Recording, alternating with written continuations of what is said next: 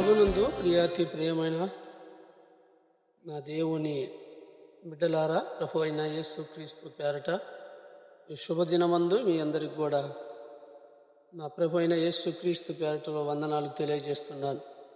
మరొక ఉదయకాల సమయంలో మీతో కలుసుకొని మరి దేవుణ్ణి స్తుతించుటకు, గణపరచుటకు దేవుడు మరొక నూతన దినాన్ని ఇచ్చిన విధానం బట్టి దేవుని నామానికి మహిమ కలుగునుగాక.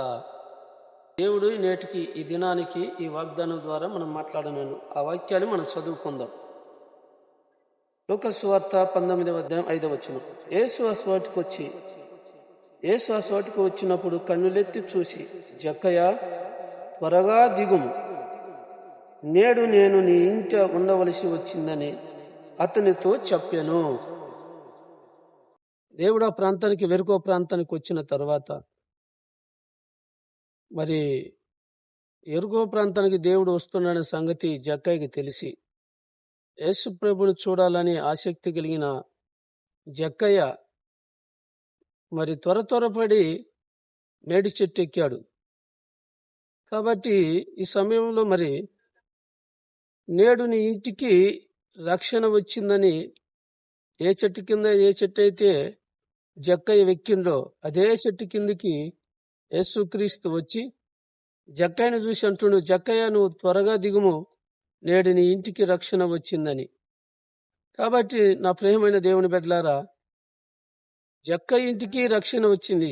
ఇంటికి అనగా ఏ ఇంటికి వచ్చింది? శారీరకంగా మనము ఇటుకలతో కట్టించిన ఇంటికా, లేక శారీరకంగా మనము అంతస్తులు కట్టిస్తాం ఆ ఇంటికి రక్షణ వచ్చిందా? అది కాదు. ఇక్కడ దేవుని వాక్యం సెలవిస్తుంది, జక్కయ్య త్వరగా దిగుము, నేడు నీ ఇంటికి రక్షణ వచ్చిందంటే జక్కయ్య పరిస్థితి దేవుడికి తెలుసు, జక్కయ్య చేసే పని దేవుడికి తెలుసు. అలాగనే జక్కయ్య ఆత్మ ఎటువంటిదని దేవుని యొక్క చిత్తానికి, దేవుని యొక్క నామానికి బట్టి, ఆయన ఉన్న విధానాన్ని బట్టి దేవుడు తెలుసుకోగలిగినాడు.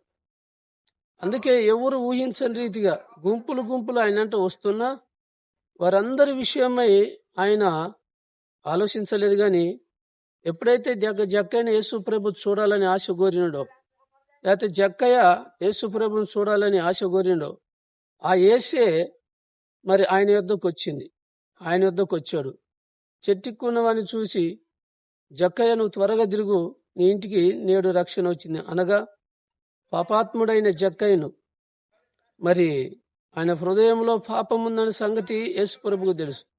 అతను చేస్తున్న పని గవర్నమెంట్ కంటే కూడా ఎక్కువగా కలెక్టర్, మరి ఇన్కమ్ ట్యాక్స్ కలెక్టర్గా పనిచేస్తున్నట్టు ఈ జక్కయ్య అన్యాయంగా దోచుకుంటున్నాడనే సంగతి యేసు ప్రభుకు తెలుసు. అన్యాయంగా ప్రజల మధ్య రూపాయికు 2 రూపాయలు వసూలు చేసేవాడనే సంగతి యేసు ప్రభుకు తెలుసు. అందుకు మరి పాపాత్ముడైన జక్కయ్య తోటి అంటున్నాడు, జక్కయ్య, త్వరగా దిగు, నీ ఇంటికి నేడు రక్షణ వచ్చిందని.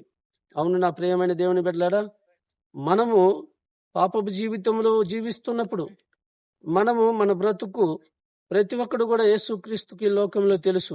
నువ్వు ఎలా బ్రతుకుతున్నావు, నువ్వేం పని చేస్తున్నావు, నువ్వు ఎలా గడుపుతున్నావు అనేది యేసుక్రీస్తుకు తెలుసు. అందుకు జక్కయ్య ద్వారా మనలో కూడా ఈ దినముందు ఈ ఉదయకాల సమయంలో దేవుడు హెచ్చరిస్తున్నాడు, త్వరగా దిగుము, నీ ఇంటికి రక్షణ వచ్చింది అనగా ఆయనకు శరీర సంబంధమైన రక్షణ కాదు, కానీ ఆత్మ సంబంధమైన రక్షణ వచ్చింది. ఈయన పాపిష్టి మనిషి అని యేసుక్రీస్తుకి తెలుసు. ఈయన చెడిపోయిన మనిషి అని యేసుక్రీస్తుకి తెలుసు. ఇతను అబద్ధంగా సంపాదిస్తున్నాడనే సంగతి యేసుక్రీస్తుకి తెలుసు. అందుకు యేసుక్రీస్తు అక్కడ నిలబడి ఏ చెట్టు అయితే జక్కయ్య ఎక్కాడు అదే చెట్టు కిందికి యేసుక్రీస్తు వచ్చి, జక్కయ్య, త్వరగా దిగమనగా అర్థమైందని, చెట్టు దిగమని కాదు, తన జీవితంలో యేసుక్రీస్తుని చూడాలనే కోరిక ఎప్పుడైతే కలిగిందో ఆ కోరికనే జక్కయ్యను రక్షణలోకి నడిపించింది. ఆ కోరికనే జక్కయ్యను యేసు ప్రభుని చూడాలని చెట్టెక్కించింది. ఆ కోరికే జక్కయ్యకు మంచి మరి బ్రతుకునిచ్చినట్లుగా చూస్తున్నాం. అందుకే యేసుక్రీస్తు అంటున్నాడు, నీ ఇంటికి నేడు రక్షణ వచ్చింది. ఆయన ఆత్మకు రక్షణ వచ్చింది. ఎలాగునో వాళ్ళ లేఖనంలో పరిశోధించి చూస్తే ఆయన ఇంటికి పోయిన తర్వాత జక్కయ్య ఒప్పుకుండా, అయ్యా, నేను పాపాత్ముడి, నేను రూపాయి చేయమంటే 2 రూపాయలు చేసిన వాను, నేను అన్యాయంగా సంపాదించినాను, అన్యాయంగా అక్రమంగా తీసుకున్నాను.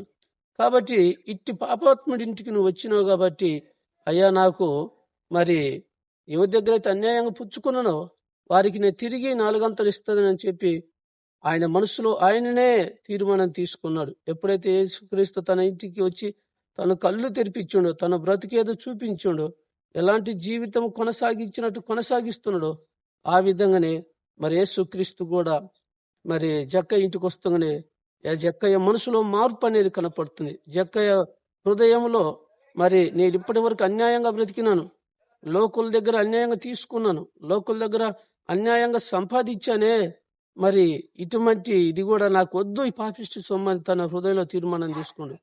అప్పుడే మరి యేసుక్రీస్తు అంటాడు కదా, ఈయన కూడా అబ్రహాము కుమారుడే అని. ఎప్పుడైతే పశ్చాత్తాపడ్డాడో, నేను పాపిష్టి నా జీవితం, పాపిష్టి నా బ్రతుకు, పాపిష్టి నా హృదయం అని ఎప్పుడైతే తలంచి యేసుక్రీస్తు తన ఇంటికి వచ్చుగానే తన హృదయంలోనికి ఆహ్వానించాడు, తన యొక్క దేహంలోనికి ఆహ్వానించాడు, తన హృదయం దేవునికి సమర్పించిన వెంటనే మరి ఆయనకు నిజంగా ఒక అబ్రహాము కుమారుడని గట్టి మరి ఒక వాగ్దానంగా, లేకపోతే అబ్రహాముడు కుమారుడని ఆయన అనిపించుకోవడానికి తగిన విధానంలో ఉన్నాడు. కాబట్టి అందుకే మరి దేవుని లేఖనం సెలవిస్తున్నది, ఇదిగో నేను త్వరగా వచ్చుచున్నాను, ఎవడైనా నా స్వరమిని తలుపు తీసిన ఎడల నేను వాళ్ళతో కలిసి, వారు నాతో కలిసి భోజనం చేస్తారని. ఇదిగో నేను తలుపు నొద్ద నిలబడి ఉన్నాను, ఎవడైనా నా స్వరమిని ఆ తలుపు తీసిన ఎడల నేను వారితో కలిసి ఉంటాననే మాట ప్రకటన గ్రంథంలో చూస్తాం. కాబట్టి నా ప్రేమ దేవుని బిడ్డలారా, ఆయన నీతో ఉంటున్నాడు కాబట్టి అనునిత్యం నేను తడుతూ ఉన్నాడు, నీ హృదయం తడుతున్నాడు, నీ పాపాన్ని తడుతున్నాడు. ఆయనను నువ్వు ఆలకిస్తున్నావా? ఆలకించటం లేదు. కాబట్టి ఆయన ఖచ్చితంగా నీ హృదయం ముందు నిలబడి నిన్ను తట్టుతున్నాడు. నా స్వరం వినమని, నా మాట వినమని, నా యొక్క వాక్యం వినమని నిన్ను తట్టుతున్నాడు. ఒకవేళ ఆయన స్వరం విని, ఆయన వాక్యం విని నువ్వు మారు మనసు పొంది రక్షింపబడి ఆయనకు ఈయన నువ్వు తలుపు తీసినట్లయితే ఆయన నీలో ఉంటాడు, నీ ఆత్మలో ఉంటాడు, నీ కుటుంబంలో ఉంటాడు. నిన్ను నడిపించడానికి, నిన్ను ఆశీర్వదించడానికి దేవుడు నీ ముందుకు వస్తాడు. నీలో ఉండి నిన్ను మరి ఉజ్జీవింపజేస్తాడు ఆయన. నీలో ఉండి ఆయన మరి విస్తారముగా వెదిగింపజేస్తాడు ఆయన. ఒక మనిషి మనకు తోడుంటే కొద్ది సమయమే, కానీ యేసుక్రీస్తు నా జీవితంలో ఉంటే బ్రతుకంతా అభివృద్ధి, నీ పిల్లల బ్రతుకంతా అభివృద్ధి, మన కుటుంబం అంతా అభివృద్ధి. అటువంటి దేవునికి నీ హృదయాన్ని, నా హృదయాన్ని తెరిచిన ఎడల మనకు స్వేదించి యేసుక్రీస్తు మన ఇంట్లోకి వస్తే, మనలోకి వస్తే, మనలో ఉన్న పాపం బద్ది, మనలో ఉన్న శాపం బద్ది, మనలో ఉన్న దుర్నీతి బద్ది, మనము కూడా అబ్రహాం కుమారులమని యేసుక్రీస్తు చేత మరి పిలువబడతాం. కాబట్టి ఇట్టి మాటలు వింటున్న నీవు కూడా, ప్రియ తమ్ముడు, ప్రియ చెల్లి, ప్రియ తండ్రి, ప్రియ తల్లులారా, ఈ మాటలు నువ్వు స్వీకరించాలని హృదయపూర్వకంగా నువ్వు విశ్వసిస్తే, యేసుక్రీస్తు యొక్క స్వరము ఉదయాన్నే 3 గంటలకు లేచి ఆయన స్వరం నువ్వు వినినట్లయితే, నీ కంఠ స్వరము దావీదన్నట్టుగా నా కంఠ స్వరం అని మరి దేవునికి వినిపించదన్న ఆశకునేటట్టుగా నువ్వు కూడా ఆశపడి నీ కంఠస్వరం దేవునికి వినిపిస్తే ఆయన నీ హృదయంలోనికి వచ్చి నిన్ను ఉజ్జయింపజేస్తాడు, నిన్ను వెదిగింపజేస్తాడు. ఆయన నీ హృదయంలో దేవునికి స్థానం ఇస్తే ఆయన నీలో ఉండి నీలో ఉన్న దురాత్మ అంతను పారదోలి నిన్ను పరిశుద్ధురాలుగా తీర్చిదిద్దుతాడని చెప్పి ప్రభు అయిన యేసుక్రీస్తు పేరట ఈ యొక్క వాక్య భాగాన్ని నేను ముగిస్తున్నాను. ప్రియ తమ్ముడు, ఈ మాటలు వింటున్న నీవు బ్రతకాలంటే, సుఖంగా నువ్వు మరి వర్ధిల్లాలంటే నీ యొక్క హృదయాన్ని దేవునికి సమర్పించాలని ప్రభు అయిన యేసుక్రీస్తు పేరట తెలియజేస్తూ ముగిస్తున్నాను. ప్రార్థన చేసుకుందాం. ముఖ్యంగా ప్రేమించిన మా ప్రియ పరలోక తండ్రి, ఈ ఘనమైన నామానికి స్తుతులు స్తోత్రాలు చెల్లిస్తున్నాము నాయన. ఈ ఉదయకాల సమయంలో నా తండ్రి, ఈ వర్తమానం విన్న నీ బిడ్డలందరినీ దీవించండి, ఆశీర్వదించండి. అయ్యా, జక్కయ్య నిన్ను చూడాలని ఆశ కలిగిన ప్రాణాన్ని నువ్వు తృప్తిపరచును తండ్రి. అయ్యా, మేడి చెట్టుకి క్రింద ఉండి నువ్వు జక్కయ్య త్వరగా తిరుగు, నేడు నీ ఇంటికి రక్షణ వచ్చినదన్న ప్రభా. ఈ వాక్యం విన్న నీ బిడ్డలందరి ఇళ్లలో ప్రభా నీ రక్షణ కలిగి, నీ భాగ్యము కలిగిన ప్రభా నీ బిడ్డలో జీవించుటకు కృప చూపించడం ప్రార్థిస్తున్నాం తండ్రి. ఆ విధంగా ప్రభా ఇదిగో తలుపు నొద్ద నుండి తట్టుచున్నానన్నావు ప్రభా. నీ స్వరమిని నీ బిడ్డలకు నా తండ్రి వారి దేహాలలో, వారి మనసులో నీకు స్థానం ఇచ్చినట్లయితే ప్రభా వారిని నేను అభివృద్ధి పరిచే దేవుడుగా ఉన్నామని వారిని నమ్మి నా ప్రభా నిన్ను విశ్వసించే భాగ్యం దయచేయని ప్రార్థిస్తున్నాం. ఈ ఉదయకాల సమయంలో వర్తమానం విన్న నీ బిడ్డలందరినీ ప్రభా ఆశీర్వాదకరంగా దీవెనకరంగా వారి గృహాలకు మేలుకరంగా దీవించమని ఆశీర్వదించమని నా ప్రభు అయిన యేసు క్రీస్తు పేరట స్తుతించి అడిగి వేడుకుంటున్నాను తండ్రి. ఆమేన్, ఆమేన్, ఆమేన్. దేవుడు మిమ్మల్ని ఆశీర్వదించునుగాక. God bless you.